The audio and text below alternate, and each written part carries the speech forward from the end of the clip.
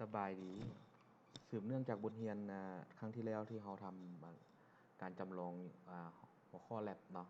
อยู่ในห้องเรียนไปสุดแล้วนั่นเนาะเราได้ทำการจำลองไปฮอดกันหัวข้อชื่อว่า connect wireless to wire เนาะฉะนั้นมื้อนี้เดี๋ยวสิมานำเสนอหัวข้อการจำลองใน package tracer ในหัวข้อชื่อว่า simulate DHCP เนาะเพื่อเป็นหัวข้อที่8สำหรับ lab ให้นักศึกษาเอาไปทดสอบเนาะแล้วก็ใช้งานเพื่อทำความเข้าใจเกี่ยวกับเรื่องของ DHCP IP เนาะฉะนั้นเรามาเริ่มกันเลยขั้นตอนทำอิฐก็ให้เราทำการ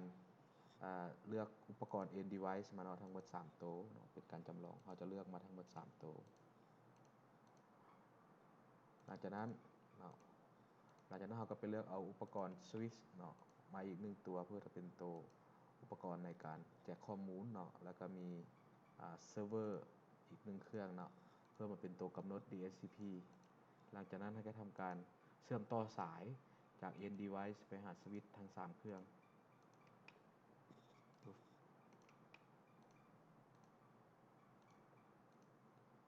แล้วก็เชื่อมต่อสายจากสวิตช์ไปหาเซิร์ฟเวอร์หลังจากที่เราประกอบครบแล้วเนาะทางอุปกรณ์ที่เป็น end device ทั้งสวิตช์และก็ทางเซิร์ฟเวอร์ขั้นตอนต่อไปเราก็จะไปทำการ config ที่เซิร์ฟเวอร์ให้แจก IP เป็นแบบ DHCP เนาะก็เข้าไปที่ IP config ที่เซิร์ฟเวอร์หลังจากนั้นเราก็จะเห็นว่าในส่วนของเซิร์ฟเวอร์นี่เนาะก็จะมีหลายๆส่วนที่สามารถใช้งานได้เนาะอยู่ในของ config เข้าไปที่ fat ethernet 0หลังจากนั้นก็ให้ไปทำการ config IP เนาะ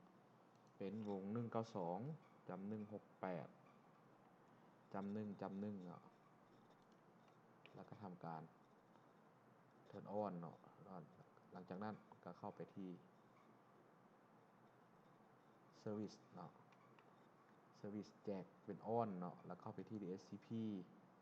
on service หลังจากนั้นเราก็จะเห็นว่า IP ทั้งหมดเนาะที่เรา config ไปก่อนหน้านี้มันก็จะมาขึ้นอยู่นี่บอกว่าให้แจก IP เริ่มตั้งแต่192.168จำ1จำ0บ่เนาะ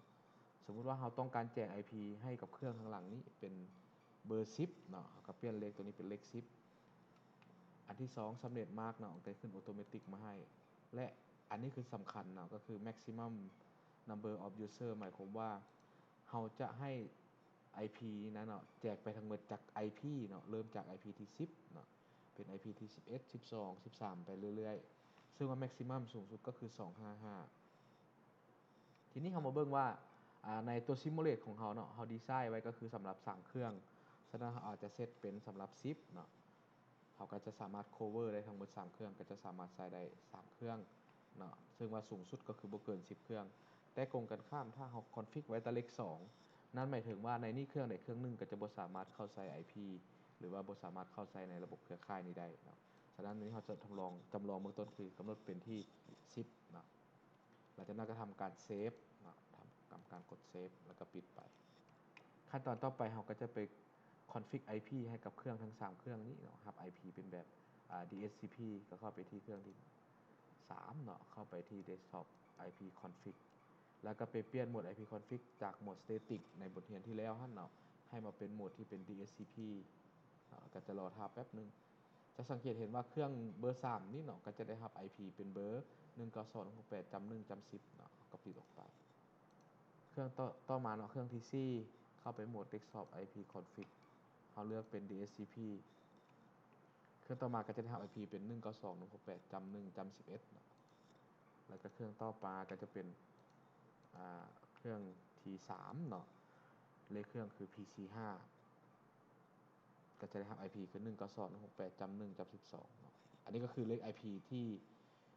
ตัวเซิร์ฟเวอร์นี่แจก IP มาให้แบบออโตเมติกเนาะเริ่มตั้งแต่เบอร์192.168จำ1จำ10ตามที่เราดีไซน์ DHCP ไว้นี่เนาะเริ่มจากเบอร์10มันก็จะแจกไปเรื่อยๆเนาะถ้ามีเครื่องต่อเข้ามาอีกเนาะเป็นเครื่องที่4ที่5ก็จะแจกไปเรื่อยๆเนาะเครื่องใดเปิดก้อนเนาะเครื่องใดเชื่อมต่อก้อนก็จะได้ IP ก้อนแต่สูงสุดคือ10 IP ฉะนั้นเริ่มจาก10เนาะก็จะได้อยู่ที่19เนาะไอ้เลข IP ที่จะได้ทีนี้เรามาทำการทดสอบว่า IP config ที่เรา config ไปแบบ DHCP นั้นเนาะมันสามารถเชื่อมต่อได้หรือบ่เราก็ไปทำการ simulate โดยการส่งแพ็กเกจจากเครื่องนี้เนาะไปหาเครื่องนี้และทำการ simulate เราก็จะเห็นว่าแพ็กเกจถูกส่งผ่านจากเครื่อง PC 5เนาะแล้วก็จะถูกเชื่อมต่อไปยังเครื่อง PC 3เนาะ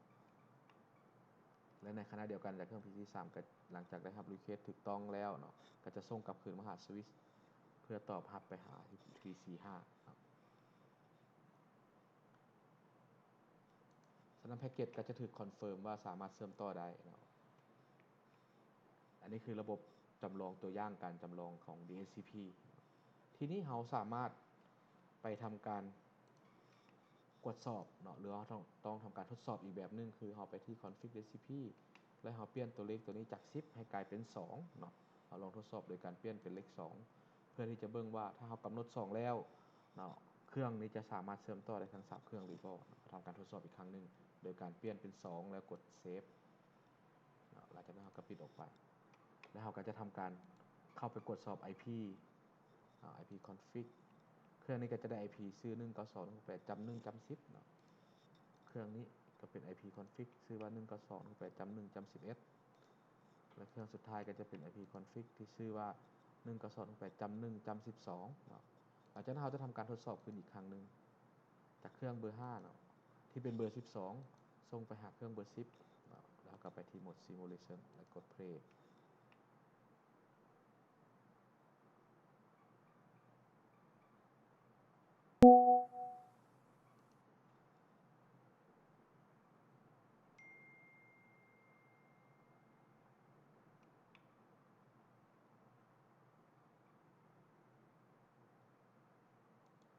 เราก็จะเห็นว่าระบบของเรานี่ก็ยังเชื่อมต่อได้อยู่เนาะเพราะว่า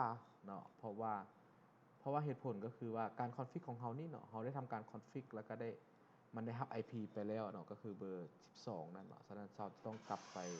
ลบ IP ออกจากตัว config server คืนเนาะเพื่อให้การ config server นั้นเป็นไปตามเงื่อนไขต่างๆคืนไหมเนาะ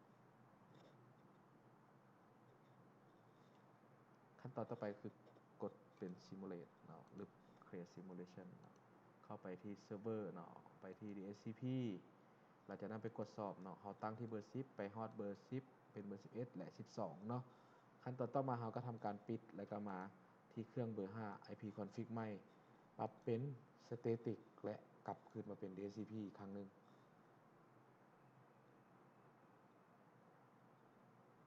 เราก็สังเกตเห็นว่า IP ที่เราได้ตอนนี้เป็น192.1เป็น169เนาะจำ254จำ76จำ11ฉะนั้น IP ที่ได้มานี่จะบ่อยู่ในวงเก่าเมื่อกี้นี้เนาะซึ่งว่าก่อนหน้านี้เป็น IP ในวงเก่าอีกครั้งนึงเขาสามารถไปกดสอบ IP วงของเครื่องที่2เขาก็จะเห็นว่าวงเครื่องที่2ก็ได้รับ IP จากเซิร์ฟเวอร์ก็คือเป็น192.168จำ1จำ1เขาก็จะกลับไปคืนไปทดสอบอีกครั้งนึงเขาลองทดสอบจากเครื่องเบอร์3กลับมาที่เครื่องเบอร์5หลังจากนั้นกดไปที่ simulation กด play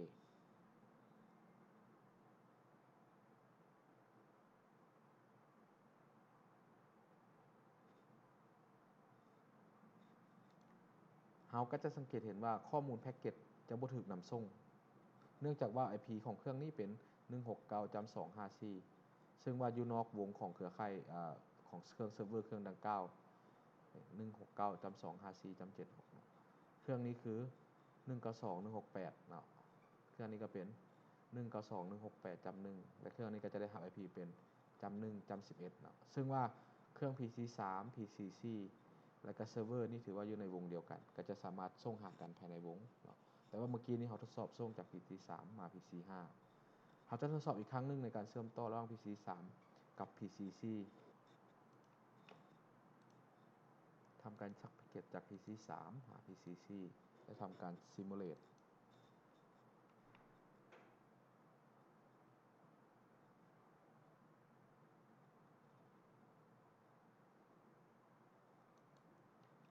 ในขั้นตอนนี้เราก็สังเกตเห็นว่าแพ็กเกจทั้งหมดเนาะจาก PC 3ที่ถูกส่งมาหา PC 4นี่ถือว่าสมบูรณ์สามารถใช้งานได้